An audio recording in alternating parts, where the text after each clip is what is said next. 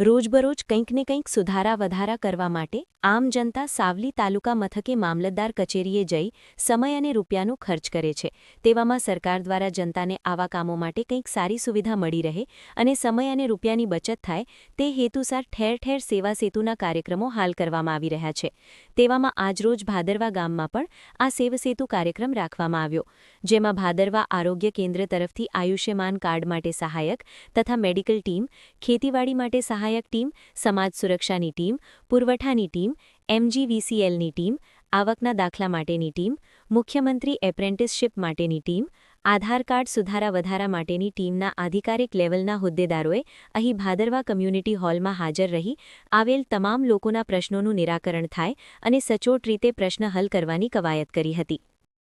આજરોજ સાવલી